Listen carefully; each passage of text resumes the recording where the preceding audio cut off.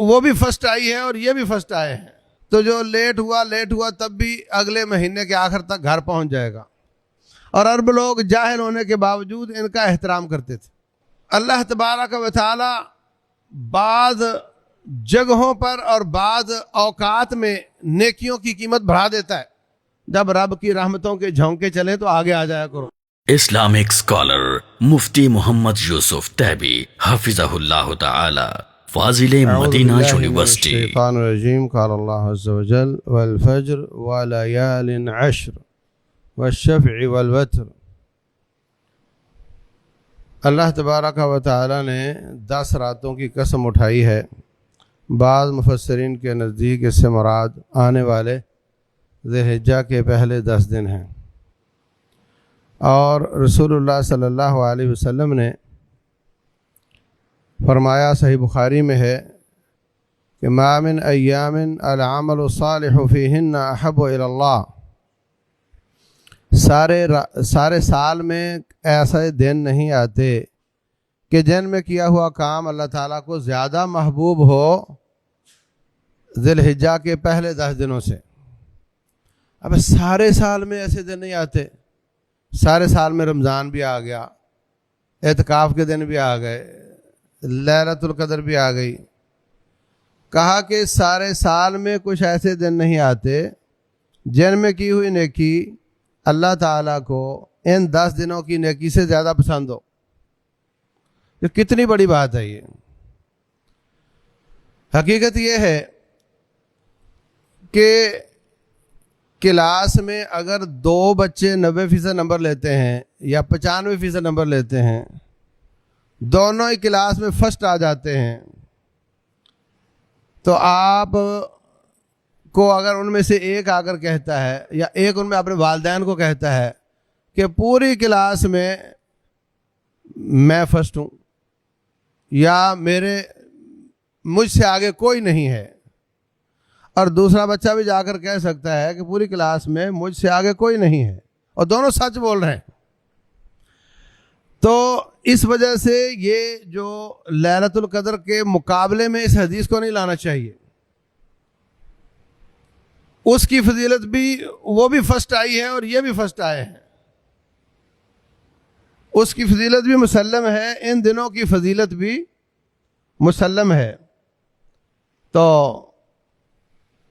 ان کا آپس میں مقابلہ نہیں۔ لیکن جو کرنے کی بات ہے، مقابلہ کرنا نہیں بلکہ عمل کرنا ہے۔ جس طریقے سے ہم ان دنوں میں اہتمام کے ساتھ جو اعتکاف کرتے ہیں وہ بھی بہت زیادہ نیکیاں کرتے ہیں، اور جو نہیں اعتکاف کرتے وہ بھی بہت زیادہ نیکیاں کرتے ہیں، تو ہمیں بھی ان دنوں میں بہت زیادہ نیکیاں کرنی چاہیے۔ روٹین میں جو حرمت والے مہینے ہیں ان کا باقی مہینوں سے فرق ہے۔ ان عدت الشہور عند اللہ 12 شہرا فی کتاب اللہ یوم خلق السماوات والارض منها 4 حرم۔ فرمایا کہ اللہ کی کتاب میں 12 مہینوں کا سال ہوتا ہے، ان میں سے 4 حرمت والے ہیں۔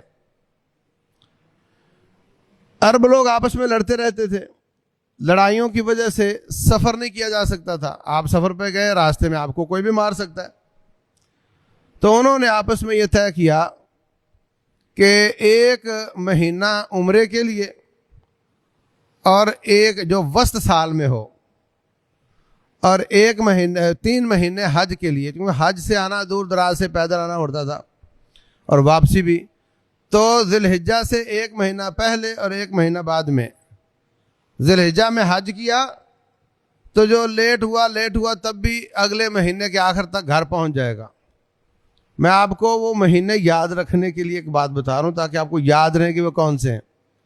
1 مہینہ ذی الحجہ سے پہلے اور 1 ذی الحجہ کا اور 1 ذی الحجہ کے بعد، تو یہ 3 مہینے حرمت والے ہیں، اور 1 مہینہ ان سے ہٹ کر بالکل سال کے وسط میں وہ رجب ہے، وہ بھی حرمت والا ہے۔ تو گویا کہ سال میں تجارت کے لیے اور عمرے کے لیے اور حج کے لیے 2 چکر لگانا یہ لوگوں کے لیے آسان ہو گیا۔ اس میں وہ حرمت والے ہیں، اس میں جنگ شروع کرنا جائز نہیں، تو اب کوئی شخص بھی ان میں عمرے کے لیے نکلے، حج کے لیے نکلے یا کسی تجارت کے لیے نکلے تو اپنے آپ کو محفوظ سمجھتا تھا کہ اب اس کو کوئی نہیں چھیڑے گا. اور عرب لوگ جاہل ہونے کے باوجود ان کا احترام کرتے تھے. تو حرمت کا معنی ہوتا ہے احترام. یہ احترام والے مہینے ہیں، ان میں جنگ شروع کرنا جائز نہیں. پہلے اگر دشمن نے حملہ کر رکھا ہے تو اس کا جواب دینا اور دفاع کرنا جائز. دوسری بات یہ کہ جنگ کے علاوہ جو جماعتی جنگ یا حکومتی جنگ یا انفرادی جنگ یا خاندانی جنگ ہے، اس میں بھی ہمیں سوچنا چاہیے کہ ہم ان حرمت والے مہینوں کا خاص طور سے اہتمام کریں، ان کا احترام کریں، اور ان میں اگر پہلے سے جنگ یا لڑائی ناراضگی اس کو ختم کرنے کی کوشش کریں.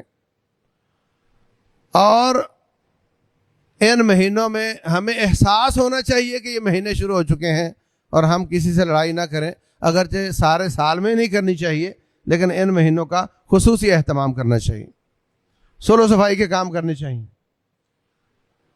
اور اللہ تبارک و تعالی بعض جگہوں پر اور بعض اوقات میں نیکیوں کی قیمت بڑھا دیتا ہے. جیسے حرم پاک میں ایک نماز 1,00,000 کے برابر ہو جاتی ہے، تو بعض جگہیں بابرکت ہیں اور بعض اوقات بابرکت ہیں. ان بابرکت جگہوں میں جانا ہر ایک کے بس کی بات نہیں، تو اللہ تعالیٰ بعض اوقات کو بابرکت بنا دیتا ہے تاکہ اوقات تو ہر جگہ ہی آ جاتے ہیں تو سب کو ان میں نیکی کرنے کا موقع مل جائے. تو یہ جو مہینے اور خاص طور سے ذی الحجہ کے پہلے 10 دن ہیں، یہ ان اوقات میں سے ہیں جو بہت ہی بابرکت اور بہت ہی جن میں نیکیوں کا وزن بڑھ جاتا ہے، اور ہمیں ان میں کوالٹی بھی اچھی کرنی چاہیے. اللہ بھی نیکیوں کا وزن بڑھا دیتا ہے اور کوانٹیٹی بھی زیادہ کرنی چاہیے، نیکیاں زیادہ سے زیادہ کرنی چاہیے. صدقہ خیرات، نمازیں، روزے، اور خصوصاً جو ذی الحجہ کے دن ہیں ان میں روزے، اور خصوصاً جو عرفات کے دن کا روزہ ہے اس کا خصوصی اہتمام. رسول اللہ صلی اللہ علیہ وسلم فرماتے ہیں کہ مجھے امید ہے کہ عرفات کے دن کے روزے سے 2 سال کے گناہ اللہ تعالیٰ معاف فرما دیتا ہے. ہمیں ان سب چیزوں کا احساس، ڈیٹیں یاد، اور اس کے مطابق ہمیں عمل کرنا چاہیے. جس طریقے سے رمضان میں ہم حساس ہو جاتے ہیں اور باقی مصروفیات کم کر دیتے ہیں، نیکیوں میں زیادہ آگے بڑھنے کی کوشش کرتے ہیں، ایسے ہی ہمیں ان دنوں میں زیادہ آگے بڑھنے کی کوشش کرنی چاہیے. پھر وہ بات شروع ہو جائے گی کہ عرفات کے دن کا روزہ کون سا ہے. تو میں کہتا ہوں حدیث کو سمجھنے میں جہاں اختلاف ہو وہاں اللہ تبارک و تعالیٰ سختی نہیں کرتا.